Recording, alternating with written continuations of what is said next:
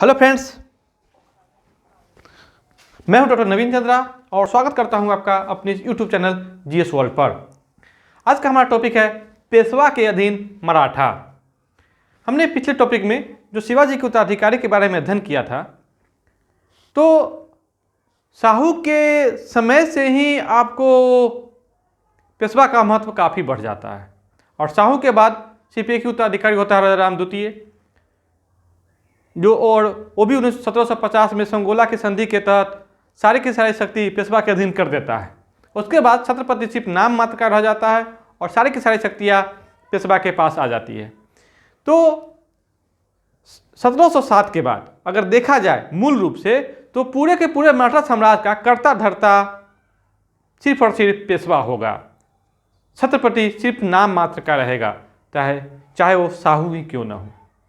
ठीक है, तो आते हैं हम लोग शाहू के शासनकाल में बनने वाले पेशवा बालाजी विश्वनाथ की कहानी से। बालाजी विश्वनाथ जाति का ब्राह्मण कहते हैं, वो आर्थिक मामलों के काफ़ी जानकार थे और यही कारण है कि शाहू ने उसे अपने मंत्रिमंडल में जगह दी थी और आगे चल करके उसे मुख्य सेनापति भी बनाया गया और 1713 ईस्वी में उसे पेशवा बना दिया गया। और इसके पेशवा बनते ही पेशवा पद इतना अधिक शक्तिशाली हो गया कि पूरे के पूरे मराठा साम्राज्य का एक कर्ता धर्ता बन गया। और बालाजी विश्वनाथ को इतिहासकार सम्राट निर्माता के रूप में भी जानते हैं। कैसे? क्योंकि शाहू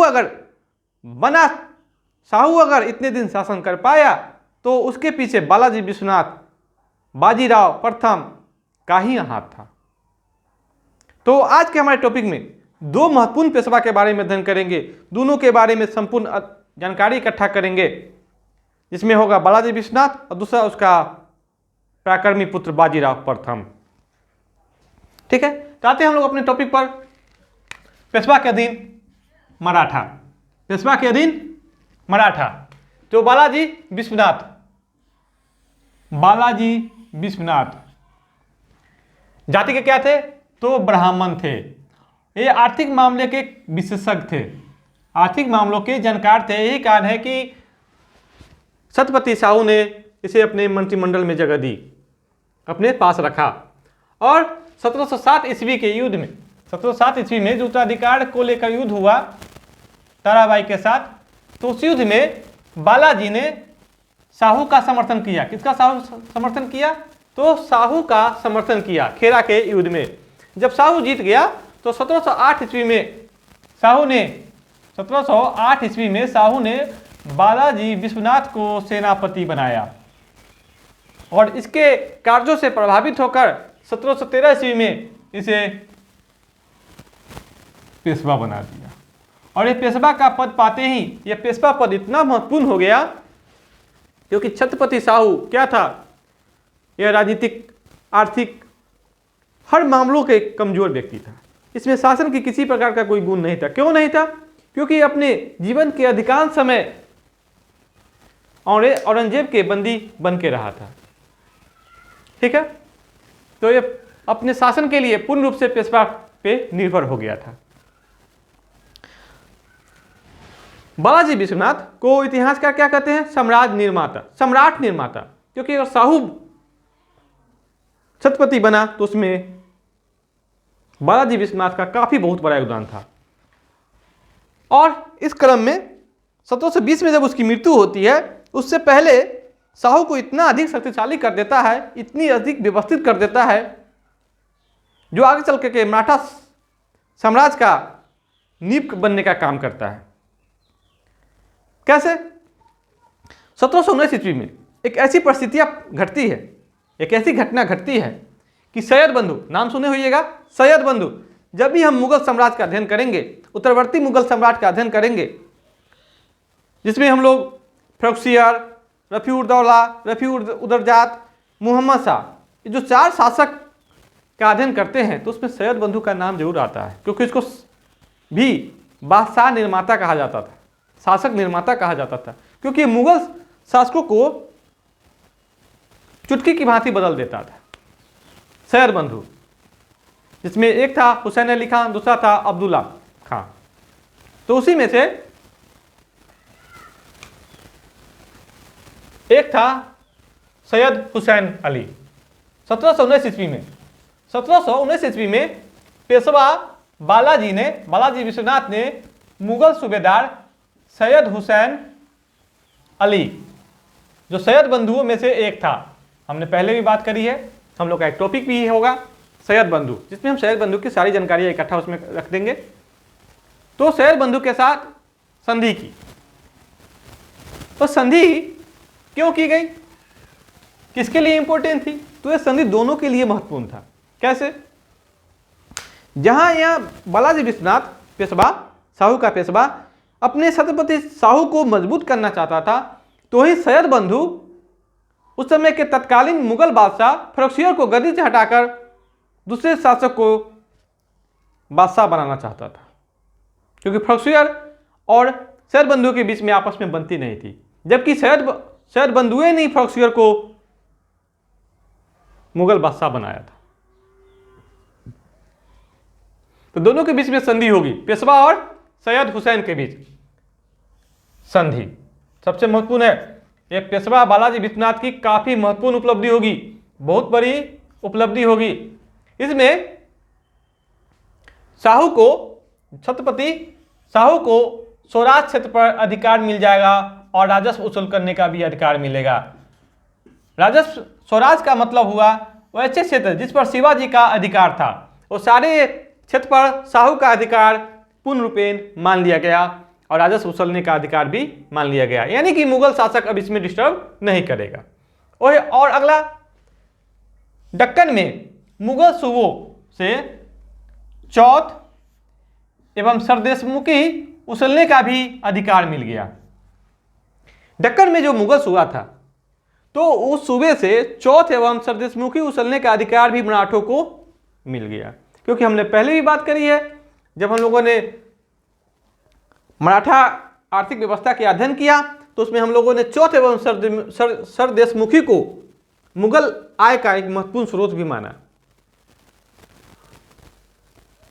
तो दक्कन से मुगल से वो से चौथ एवं सरदेशमुखी उछलने का अधिकार मिल गया मराठों को। यही नहीं, मराठों द्वारा जीते गए सभी प्रदेशों पर अधिकार दिया गया, यानी कि इस संधि से पहले मराठे जो भी इस प्रदेश को जीत के अपने साम्राज्य में मिला लिए थे, अपने स्वराज में मिला लिए थे, वो सारे क्षेत्र इसके स्वराज का अंग माना गया। ठीक है। और इसमें यह भी निर्णय लिया गया कि साहू कोल्हापुर में रह रहे संभाजी द्वितीय को परेशान नहीं करेगा। इस संभाजी द्वितीय कौन था? ताराबाई का यहाँ पे ये राजा राम का क्या होगा? पुत्र होगा, जो साहू के एंगेस्ट में कोल्हापुर में रहकर एक अलग मराठा साम्राज्य का संचालन कर रहा होता है। तो साहू को इसको डिस्टर्ब नहीं करना था इस संधि के तहत। और मुगल सम्राट की सेवा में 15,000 मराठा सैनिकों की एक टुकड़ी को रखना था, यानी कि मुगल सम्राट की सेवा में ये जो मिला मराठों को, इसके बदले में मुगल सम्राट की सेवा के लिए 15,000 मराठा सैनिक दिल्ली में रखना था मराठों को, यानी कि छत्रपति साहू को। यही नहीं, सरदेशमुखी उछलने के अधिकार के तहत, चौथ का जो अधिकार मिला उसके तहत, मराठों द्वारा जीते गए प्रदेशों पर अधिकार के तहत साहू मुगल सम्राट को प्रति वर्ष 10 लाख नजराना देने का वचन दिया, यानी कि आपने हमें जो इतना स्वतंत्रता दी है उसके बदले में हम प्रति वर्ष 10 लाख रुपया आपको नजराना के तौर पर देंगे। इसमें यह भी डिसीजन हुआ। और ये भी डिसीजन हुआ कि संधि के तहत जो भी मराठे अभी भी मुगलों के कब्जे में है, मुगलों के बंद कारागार में है, जिसमें साहू की मम्मी भी थी येसुबाई, उस सभी को क्या करना है? छोड़ देना है। ठीक है। और इस संधि का मेन मकसद था फरोखसियर, उस समय के तत्कालीन मुगल शासक फरोखसियर को गद्दी से हटाना, क्योंकि फरोखसियर अब सैयद बंधुओं को कमजोर करना चाहता था। यही कारण है कि सैयद बंधु ने अपनी स्थिति को मजबूत करने के लिए और फरोखसियर को गद्दी से हटाने के लिए मराठों के साथ यह संधि की थी। इस संधि का मकसद क्या था? तो तत्कालीन मुगल सम्राट फरोखसियर को गद्दी से हटाना। यही फरोखसियर जिसको इतिहासकार घृणित कायर कहता है। क्या कहता है? घृणित कायर कहता है। और यह फरोखसियर को सैयद बंधुओं ने बड़े ही बेरहमी से हत्या कर दिया। ठीक है, ये जो संधि था ये मराठों के लिए काफी महत्वपूर्ण था। इसे मैग्ना कार्टा की दर्जा दिया गया। देखें यहाँ पे हम लोग इस संधि को उस समय के प्रसिद्ध इतिहासकार सर रिचर्ड टेम्पल ने मराठा साम्राज्य का मैग्ना कार्टा कहा है। यानी कि मैग्ना कार्टा का मतलब होता है अधिकार पत्र। अब मराठा साम्राज्य की नींव देख रहे हैं काफी मजबूत हो गई, जो कि संभाजी की मृत्यु के बाद काफी कमजोर हो गई थी।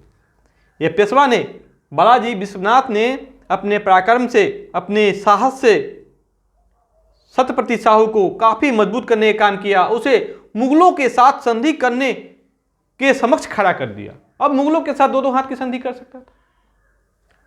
एक काफी महत्वपूर्ण उपलब्धि थी छत्रपति साहू एवं पेशवा बालाजी विश्वनाथ की। जब फरोखसियर, क्योंकि ये जो संधि था किसको हटाने के लिए था? फरोखसियर को गद्दी से हटाने के लिए था। तो क्या फरोखसियर इस संधि को मानता? तो नहीं मानता। इसलिए फरोखसियर की हत्या करवा कर सैयद बंधुओं ने उस समय उसके वंशज रफी उदरजात को मुगल बादशाह बना के, मुगल सम्राट बना के उससे मान्यता दिला दिया। देख रहे हैं हम लोग।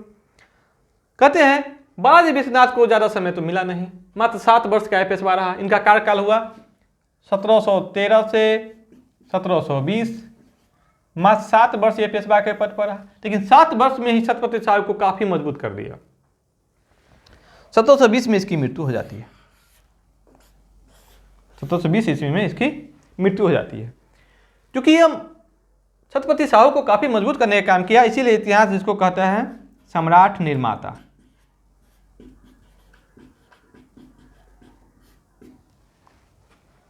अब आते हैं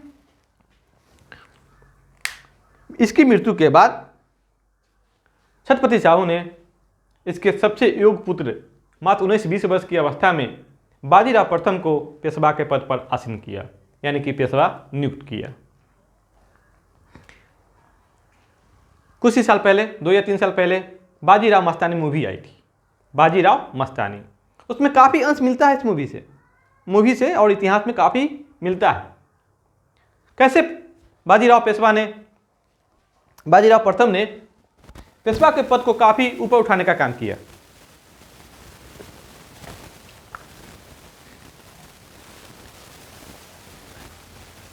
और ये अपने पिता से भी काफ़ी आगे निकला। कहते हैं साहू इसके प्रतिभा से, इसकी नीति से, इसके पराक्रम से काफ़ी प्रभावित था। यही कारण है कि इसे योग पिता का योग पुत्र कहा। साहू ने बाजीराव को योग पिता का योग पुत्र कहा। कहते हैं उस समय के इतिहास में, तत्कालीन समय में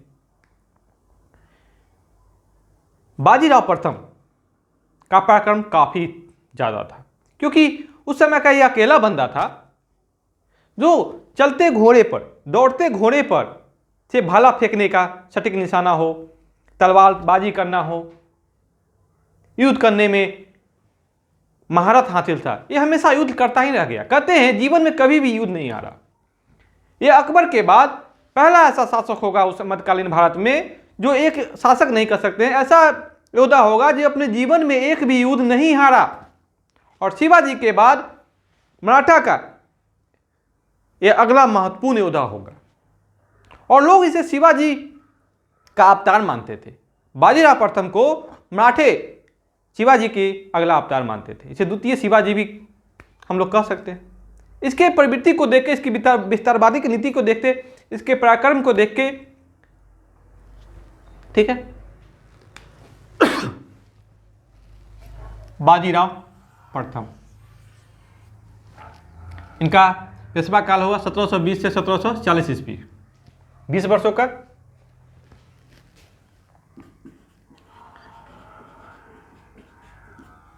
ठीक, इसकी जो प्रवृत्ति थी यह विस्तारवादी प्रवृत्ति थी। यह मराठा साम्राज्य को काफी विस्तार करने का स्वप्न देखता था और पूरा भी किया। यस, इनका सोचना था कि मराठों की पताका कटक से अटक तक जाए, यानी कि कृष्णा नदी से हिमालय पर्वत तक फैले, यानी मराठा साम्राज्य का काफी विस्तार हो। और इन्होंने बड़े दरबार में शाहू से ये विनती भी की कि हमें इस जर्जर वृक्ष के तने पर जोरदार प्रहार करना चाहिए। यहां जर्जर वृक्ष का तात्पर्य क्या हुआ? तो जर्जर वृक्ष का तात्पर्य हुआ मुगल सल्तनत, मुगल साम्राज्य, जो उस समय खोखला हो रहा था। उस समय दिल्ली का बादशाह कौन था? मुगल बादशाह कौन था? तो मोहम्मद शाह, रंगीला बादशाह। तो इनकी सोच थी कि क्यों ना हम जर्जर वृक्ष के तने पर आक्रमण कर दें। एक एक करके साम्राज्य जितने से अच्छा है कि डायरेक्ट हम लोग उसके सेंटर पर ही आक्रमण करें, दिल्ली पर ही आक्रमण कर दें, शाखा तो स्वयं ही गिर जाएगी। तो शाहू ने जवाब भी दिया था कि आप निस्संदेह ये काम कर लेंगे, आप निस्संदेह ये काम कर सकते हैं, हम आपसे अपेक्षा भी रखते हैं, क्योंकि आप योग पिता के योग पुत्र हैं, आप योग पिता के योग पुत्र हैं। इनके लड़ाकू प्रवृत्ति को देखते हुए इतिहास का इसे लड़ाकू पेशवा भी कहते हैं। जब भी एग्जाम में पूछा जाए कि लड़ाकू पेशवा किसे कहा जाता था, तो बाजीराव प्रथम को। सैनिक पेशवा और शक्ति के अवतार, यहां हम लोग इसको शिवाजी के अवतार भी कह सकते हैं।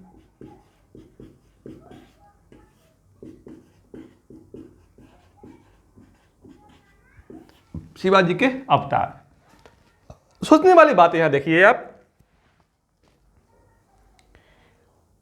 मध्यकाल भारत में दो व्यक्ति ऐसे होंगे जिसमें एक मुगल सम्राट और दूसरा बाजीराव प्रथम आएगा, जो कभी भी युद्ध नहीं हारेगा। ठीक है, इस बात को याद रखेंगे। अब आते हैं दक्कन के निजाम की कहानी। दक्कन में निजाम काफी शक्तिशाली था। उसने 1724 ईस्वी में मराठों के सहयोग से मुगलिया सल्तनत से अलग होकर अपनी एक स्वतंत्र सत्ता स्थापित की, मराठों के सहयोग से। लेकिन जब उसने अपनी स्वतंत्र सत्ता स्थापित कर ली, तो उसने मराठों को कुचलना शुरू कर दिया। तो इसी बात से खिन्न होकर मराठे और निजाम के बीच में युद्ध होगा। 1728 ईस्वी में बाजीराव ने दक्कन के निजाम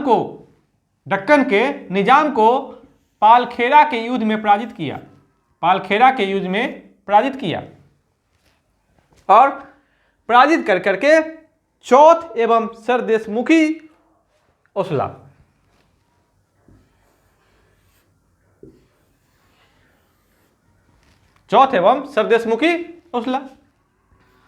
क्योंकि दक्कन में निजाम काफी शक्तिशाली था। दक्कन में निजाम की स्थिति को नीचे गिरते ही मराठे क्या होंगे, स्वयं से ऊपर उठ जाएंगे। कहते हैं किसी एरिया में अगर दो व्यक्ति शक्तिशाली है, तो अगर एक नीचा गिर जाए तो दूसरा स्वयं ऊपर उठ जाएगा। तो यही स्थिति मराठों के साथ हुई। इस संधि से दक्कन में मराठों की सर्वोच्चता क्या हो गई, स्थापित हो गई। बाजीराव प्रथम एक अगला काम करेंगे, वारणा की संधि। 1731 ईस्वी में इस संधि के साथ कोल्हापुर में शासन कर रहे द्वितीय शिवाजी के वंशज संभाजी द्वितीय ने वारणा की संधि के तहत बाजीराव प्रथम के प्रयास से शाहू की अधीनता स्वीकार कर लिया। अब क्या हो गया, जो मराठा साम्राज्य लगभग दो भागों में बटा था, क्या हो गया, अब एक हो गया। इसके पीछे दो कारण हो सकते हैं। एक, मराठा की एकता, एक मराठों की एकता। दूसरा, हमने पहले भी बात करी है, शाहू का कोई उत्तराधिकारी नहीं था, उसकी कोई संतान नहीं थी, तो वो उत्तराधिकारी के लिए किधर देखता? तो संभाजी द्वितीय को देखता। दोनों का यहां हो गया। और संभाजी द्वितीय ने भी क्या किया? अपना हट छोड़ के शाहू की अधीनता स्वीकार कर लिया।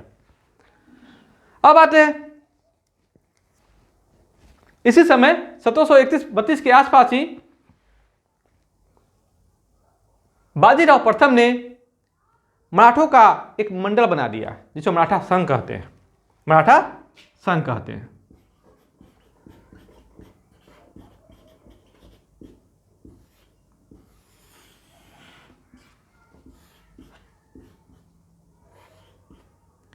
संघ बना दिया, ठीक है।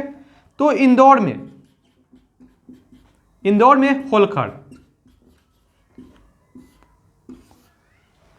उसकी सत्ता वहां पर स्थापित किया गया। वहां इंदौर का जो शासन किसके हवाले था?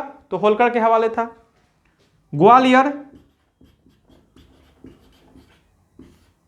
सिंधिया, ग्वालियर में सिंधिया। अब आते हैं बड़ौदा। बड़ौदा में कौन था? गायकवाड़। अब आएंगे चौथा, नागपुर में कौन थे? तो भोसले। ये चार मराठा रियासत हो गया और चारों का संघ हो गया। और पांचवा केंद्र कौन था? तो मराठों का जो पांचवा सेंटर था कौन था? तो पूना था। तो पूना में कौन था? तो पूना में पेशवा खुद था। इस बात को आप लोग ध्यान रखेंगे। अब आते हैं, बाजीराव ने मराठों की शक्ति को दिखाने के लिए 1737 ईस्वी में दिल्ली पर हमला कर दिया। 1737 ईस्वी में बाजीराव ने दिल्ली पर धावा बोल दिया। कहते हैं उस समय दिल्ली के जो शासक थे कौन थे? मोहम्मद शाह रंगीला। मोहम्मद शाह रंगीला, इन्होंने मराठों को रोकने के लिए सादत खां के नेतृत्व में 1 लाख की सेना भेजी थी।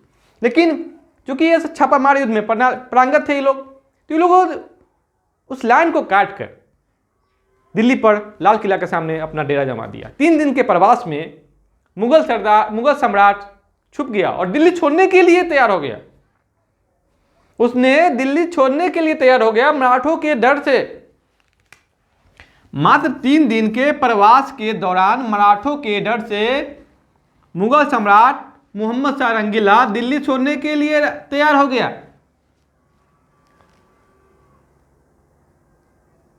क्योंकि लाल किला के ठीक सामने आके अपना डेरा जमा दिए थे बाजीराव प्रथम अपने सैनिकों के साथ, मराठे वीर लड़ाकू सैनिकों के साथ। यह बहुत बड़ी उपलब्धि थी मराठों की, क्योंकि पूरे भारत में इसका क्या हो जाएगा? महत्व काफी बढ़ जाएगा। क्योंकि दिल्ली जो सत्ता थी, मुगल सम्राट अभी भी भारतीय एकता के क्या थे? प्रतीक थे, सत्ता के प्रतीक थे, भारतीय शक्ति के प्रतीक थे। 1739 ईस्वी में बाजीराव प्रथम ने एक और महत्वपूर्ण काम किया। बाजीराव ने बेसिन और सालसीट को पुर्तगालियों से छीन लिया। 2 जगह बेसिन और सालसीट को पुर्तगालियों से छीन लिया। यूरोपीय कंपनी से किसी क्षेत्र को छीनना उस समय काफी कठिन काम था। इस काम को भी बाजीराव प्रथम ने कर दिखाया। यूरोपीय शक्ति के विरोध यह मराठों की महानतम विजय थी। कैसे? क्योंकि कोई भी उस समय यूरोपीय कंपनी के साथ उलझना नहीं चाहता था, क्योंकि उसके पास वो सारे हथियार थे, छल, बल, तोप, बंदूक, पैसा। किसके पास थे? यूरोपीय कंपनियों के पास थे। पुर्तगालियों से आखिर क्या घटना घटी कि बाजीराव ने पुर्तगालियों से बेसिन और सालसीट को छीन लिया? तो कहते हैं पुर्तगालियों की धार्मिक कट्टरता ने, पुर्तगाली कौन धर्म को मानने वाले थे? तो ईसाई धर्म को मानने वाले थे। तो ईसाई धर्म का प्रचार प्रसार कर रहे थे और बाकी धर्म को क्या कर रहे थे? बुरा कह रहे थे। और ईसाई धर्म को, जो हिंदुओं को ईसाई धर्म में क्या कर रहे थे? कन्वर्ट कर रहे थे। उसके बाद वह लूटपाट अत्याचार के कारण जो थे उस समय वहाँ के मराठे जो थे काफ़ी उससे दुखी हो गए थे। पुर्तगालियों के प्रति मराठों में घृणा की भावना आ गई थी। यही कारण है कि बाजीराव प्रथम ने पुर्तगालियों से बेसिन और सालचित को युद्ध में पराजित करके छीना था। अब आते हैं 1740 ईस्वी में अचानक से बीमार पड़ेंगे बाजीराव प्रथम, उसकी मृत्यु हो जाएगी। ठीक है, मात्र 20 वर्ष का इनका पेशवा काल होगा। लेकिन इसके पहले हम कुछ इस बात को जान लेते हैं। शिवाजी के बाद गुरिल्ला युद्ध में सबसे बड़ा निपुण कौन था? तो बाजीराव प्रथम था। गुरिल्ला युद्ध काफ़ी महत्वपूर्ण युद्ध होता है। युद्ध की एक शैली है जिसमें अगर आप किसी पहाड़, घाटी, जंगल के एरिया में आपका निवास स्थान है तो वहाँ आमने सामने की लड़ाई न लड़कर आप छुप के लड़ाई लड़ते हैं। कभी लड़ाई लड़ते हैं, कभी शांत हो जाते हैं। जब आपका दुश्मन शांत हो जाता है तो आप पीछे से हमला कर देते हैं। इसे छापामार युद्ध भी कहते हैं। क्यों? जब आपके पास संसाधन कम हो, आप अपने क्षेत्रों से भिज्ञ हो और दुश्मन आपके क्षेत्रों से अनभिज्ञ हो, तो आप इसी युद्ध प्रणाली का सहारा लेते हैं। और इतिहास में बहुत सारे ऐसे युद्ध भी हुए हैं जो काफ़ी सफल हुए हैं। जब तक मराठा गुरिल्ला युद्ध को अपनाया वह सफल रहा। पानीपत के तृतीय युद्ध में उसने आमने सामने की लड़ाई लड़ी जो उसके लिए पराजय का कारण बन गया। अब आते हैं, बाजीराव ने हिंदू पातशाही का आदर्श रखा। मतलब कि बाजीराव प्रथम ने हिंदू धर्म के विकास के लिए काफ़ी महत्वपूर्ण काम किया। किसी हिंदू पर आक्रमण नहीं किया, किसी हिंदुओं से चौथ एवं सरदेशमुखी नहीं उछला। भले ही इसका जो अगला पेशवा होगा बालाजी बाजीराव इस आदर्श को छोड़ देगा, लेकिन बाजीराव ने हिंदू पातशाही का आदर्श रखा था। अब आते हैं बाजीराव मस्तानी की प्रेम कहानी। बाजीराव मस्तानी की प्रेम कहानी एक इतिहास में काफ़ी प्रसिद्ध है, जिसमें बाजीराव ने एक मुस्लिम कन्या मस्तानी से प्यार किया और यही प्यार उसके लिए क्या हो गया? एक रोग हो गया। उसके परिवार में षड्यंत्र हो गया और अंततः पेशवा इसी दुख शोक से मर गया। ऐसे बाजीराव की एक और पत्नी थी काशीबाई। काशीबाई।